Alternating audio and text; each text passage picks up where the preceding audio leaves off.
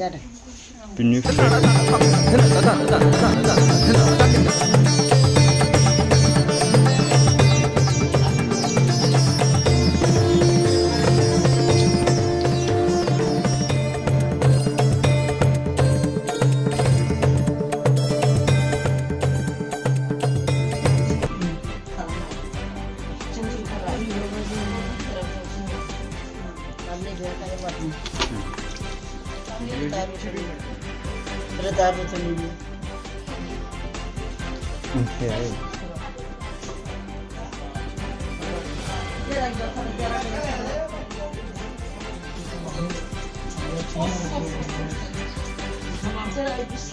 नोंथांनि मुलि हरनायजों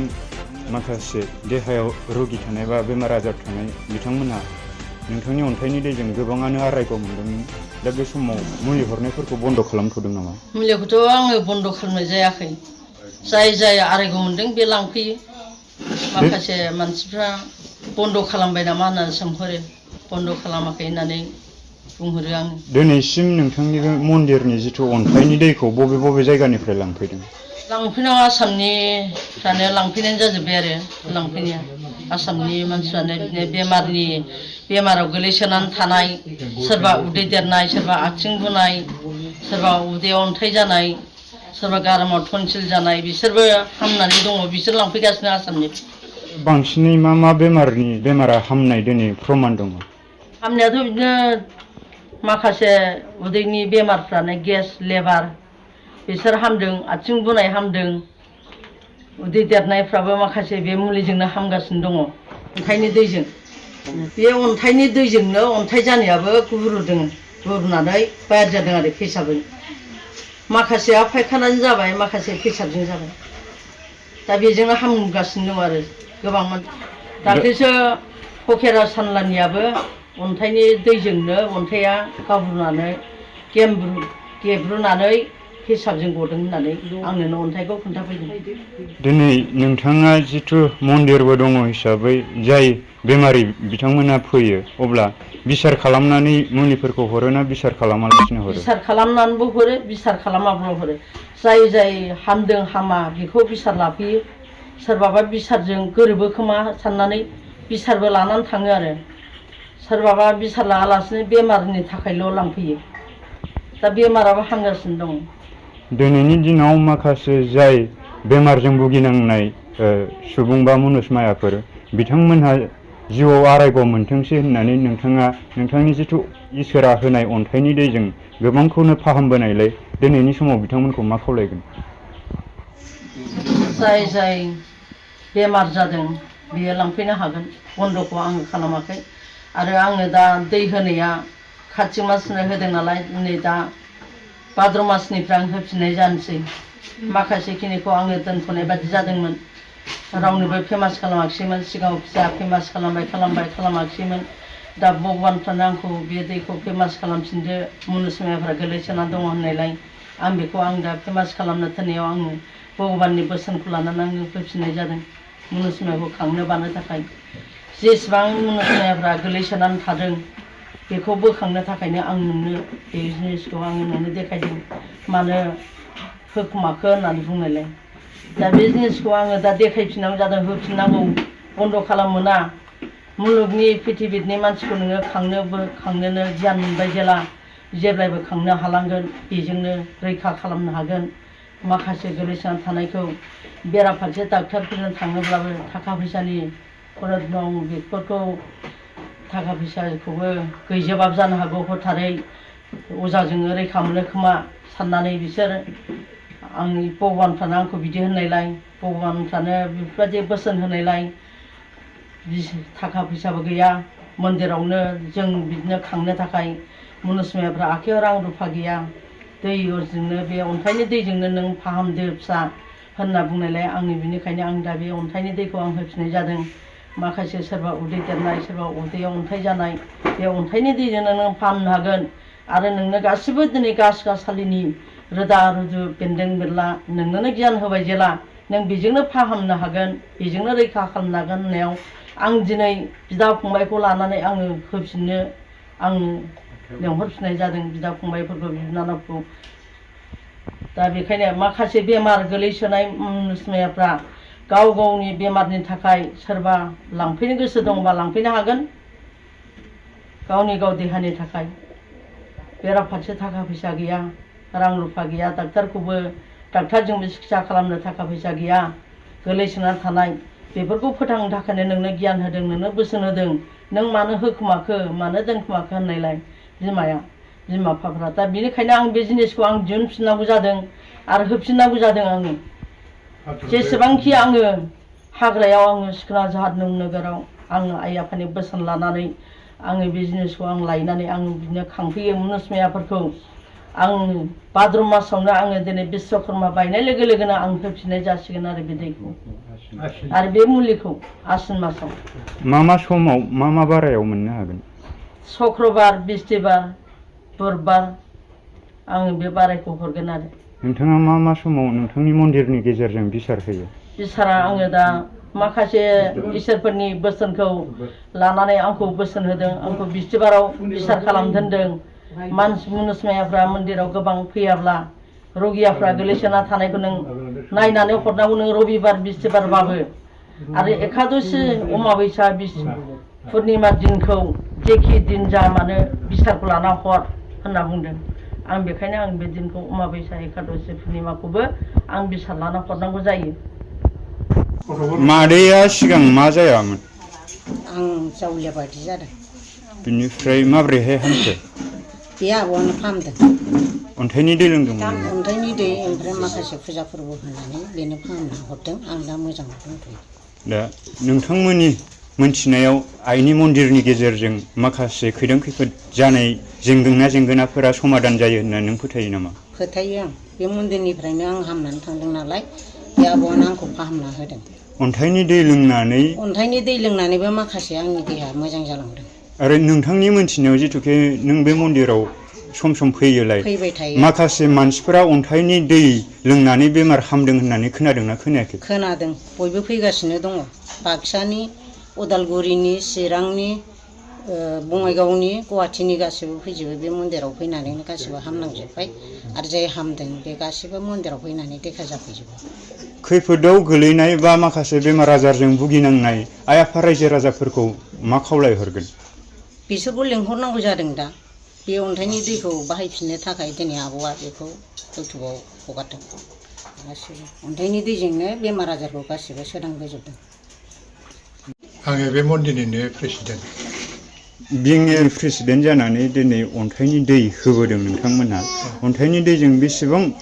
माखासे बेमारिफोरा हामनाय प्रमान दङ बेमारिखौथ' जों होनायनिफ्रायनो जोङो थांनाय भाद्रनिफ्राय जों होदों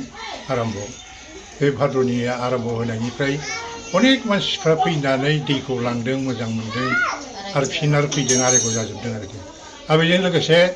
माखासे मानसिफ्रा बिसारखौ लायै बे बिसार मथेखौ खामानि मावदों ओमफ्राय जेरै न'खराव जायहा जेंना दङ गुलाय गुजाय दङ बेखौ माने इसोरफोरनि बिसारजों बिथोन लानानै बे न'खरखौबो फोसाबना होयो आरो दा जोङो फ्राय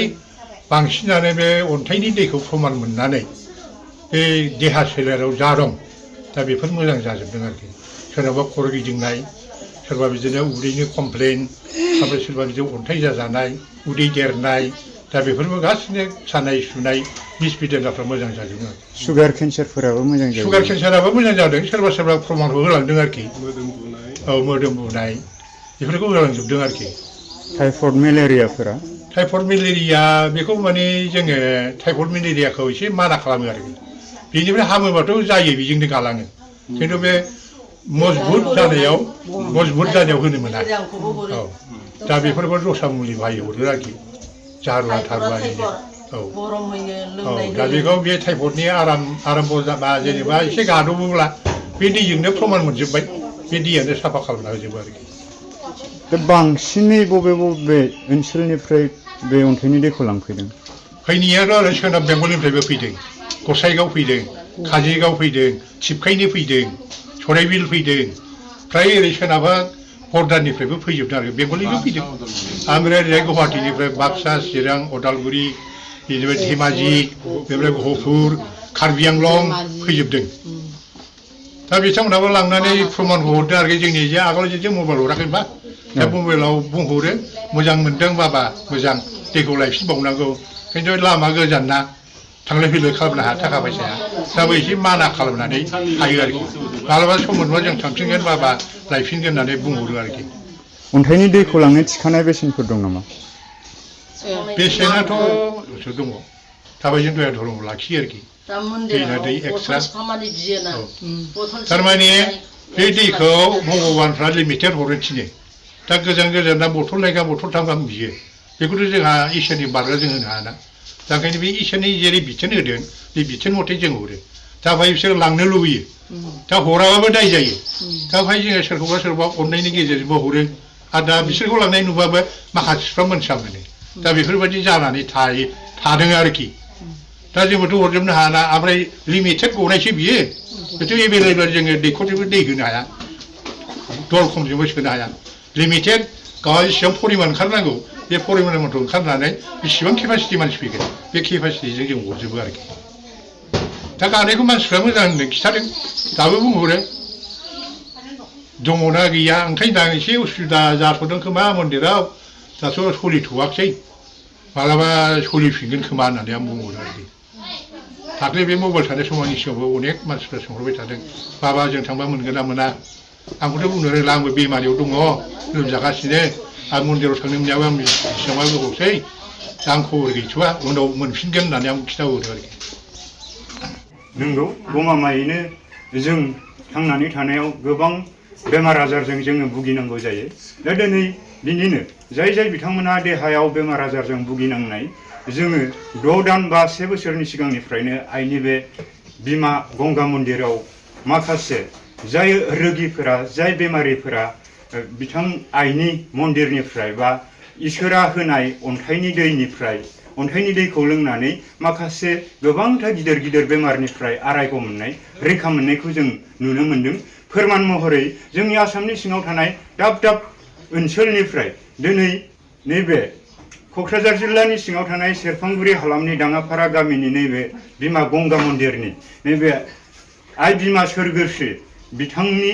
अन्थाइनि दैखौ लांनानै गोबाङानो गावनि देहायाव सोमजिनाय माखासे बेमार आजारनिफ्राय बिथांनि अन्थाइनि दैखौ लोंनानै गोबां बेमारि सुबुंफोरानो दिनै रैखा मोननो हादों दा बेनिखायनो खायसेया गोबाङानो गोनो गोथो जादों माखासे जाय बेमारि सुबुंफोर जाय आइजों अतप्रत सोमोन्दो थानाय जाय बिथांमोना आइनि अन्थाइनि दैखौ लोंनानै देहाखौ गावनि बेमारनि देहानिफ्राय रैखाथि मोननाय बिथांमोना दिनै बे मन्दिरनि बा गंगा मन्दिरनि अन्थाइनि दैखौ होगोन ना होला गोबाङानो बेबायदि दाउट सन्देह लानानै दिनै गोबाङानो माखासेया फननि गेजेरजों खबर लादों माखासेया बेबायदि ससियेल मिडियायाव फोसावनायखौ हास्थायदों दा दिनै बिमा गुरु आइ सोरगोस्रिया दिनै इसोरनि कर्मचारि बा इसोरनि खामानि मावग्रा हिसाबै दिनै इसोरफोरा आइखौ सिमाङाव सोबनाय फैदों नोङो नोंथांनि अन्थाइनि दैखौ जों होनाय बोसोनखौ नों मानो फालियाखै दिनै सुबुं माहारिखौ बा मुनुसमायानि रैखाथिनि थाखाय बिथांमोननि खैफोद आफोदाव नोङो बिथांमोनखौ रैखाथि होनांगोन होननानै जिथुके नोंथां मोनसे अन्थाइ होनानै बे अन्थाइखौ सोमनानै नोङो जायखि बेमारानो जाया मानो बै बेमारि सुबुंफोरखौ नों बे अन्थाइनि दैनि गेजेरजों रैखाथि होनो हागोन होननानै बिथांमोनहा होसेयाव माखासे समाव आइ बिमाया माखासे उसुबिदानि जाहोनाव मुलि हरनायखौ हरनो हायाखै बा जाय फैनानै लांफैदों बिसोरनो हरबायबो थानाय जादों खिन्थु बै समाव जेरैबायदि बिथाङा ससियेल मिडियानि गेजेरजों फोसावग्रोदोंमोन अन्थाइनि दै मोनो बे अन्थाइनि दै मोनो होननाय लोगो लोगो गोबां दाब जायगानिफ्राय फैनानै अन्थाइनि दैखौ लांफैदोंमोन इभेन जोंनि गहपुरफोरनिफ्रायबो बबेबा बेंगल आसामनि खना खनलायाव थानाय माखासे बेमारजों भुगिनांनाय सुबुंफोरा लांफैदों आरो गमामायैनो बिथांमोननि फिडबेकनिफ्राय जों मिथिनाय बायदिब्ला गोबाङानो गोबांथार बेमारखौ बिथांमोना आइनि अन्थाइनि दैजों फाहामनो हादों आरो बिथांमोननि देहायाव माने गोग्गो देहा सोरजिनायाव बिथांमोना सुबिदा मोनफिनदों हेफाजाब मोनफिनदों होननानै गोबाङानो फिडबेक होदों दा बे बुब्लियाव जोङो नोंथांमोनहा जाय बिथांमोनहा दिनै खायसे जोंनि मोनथिनायाव आइनि मन्दिराव फैनो होननानै गुबुन मन्दिरनिफ्राय दै मोनलांफ्लांदों बा बिथांमोना गुबुन मन्दिराव थांफ्लांदों जों बेफोरखौ जेबो बुंनो सानला खिन्थु जाय बिथांमोना आइनि नैबे गंगा मन्दिरनिफ्राय जिथु अन्थाइनि दै फैयो बे अन्थाइनि दैखौ नोंथांमोनहा मोननो थाखाय दिनै क'क्राझार जिल्लानि सिङाव थानाय नैबे सेरफांगुरि हालामनि दाङापारा बिमा गंगा मन्दिराव फैनानै लांफैनो हागोन। नोंथांमोननि बे मन्दिरसिम सफैनो हानायनि थाखाय आं नोंथांमोननो बिमा गुरुनि फन नाम्बार बा बिथांनि जानबुं नाम्बार नोंथांमोना बे भिडिअखौ नुसनोब्ला आरो नोंथांमोननि देहायाव माखासे बेमार आजारजों नोंथांमोनहा बेबायदिनो खैदां खैफोद बा माखासे सातजारला सैनांदोंब्ला नैबे मन्दिराव फैनानै मन्दिराव फैयैनि सिगां मोजां मोनथिनायनि थाखाय नोंथांमोना बे स्क्रिनाव होनाय फन नाम्बारनि गेजेरजों नोंथांमोना फोनांजाब खालामनानै नोंथांमोना मोजाङै मोनथिनो थाखाय बेयाव फन खालामबानो जाबाय आरो बिमा गुरुजों रायज्लायनानै नोंथांमोना नोंथांमोननि देहायाव सोमजिनाय माखासे बेमार आजारनिफ्राय रैखाथि मोनगोन होननानै आं नोंथांमोननो फोरमायथिहरबाय। दा बेजोंनो लोगोसे आइया जिथुके इसोरजों बेयाव दैथायहरजानाय माखासे मुनुसमायानि खैफोद आफोदनि थाखाय जोंनि थांना थानाय जिउआव जों जेब्लायबो खैदां खैफोदजों मोगा मोगि जानाङोलाय दा आइहा बेयाव गंगा मन्दिर दं। दा बे गंगा मन्दिरनि गेजेरजों बिमा कालिनि माखासे बिसार होनायाव जेसेबांनाखि माखासे गिदिर गिदिर जेंना जेंगोनाफोरजों भुगिनांनाय रैखा मोनै न'खरफोरखौ बा सुबुंफोरखौ बिथाङा बिसार खालामनायनि गेजेरजों इसोरनि बोसोन बायदियै बिथाङा दिनैसिम गोबाव बोसोरनिफ्रायनो बे साखाथि बाखाथियाव थानाय माखासे रायजो राजाफोरनो गोबां सहाय आरो सुजुग होबोदों बा बिथांमोननि थांना थानायखौ आलो गोजोनै जिउ खांनायाव बिथाङा गोबां मदद होदों। बेखिनियाव नोंथांमोननिसिम आंनि अननाय आरो मोजां मोननायखौ बे बिमा गंगा मन्दिरनि जानानै खुलुमनायखौ बावहरबाय। गोजोन्थों।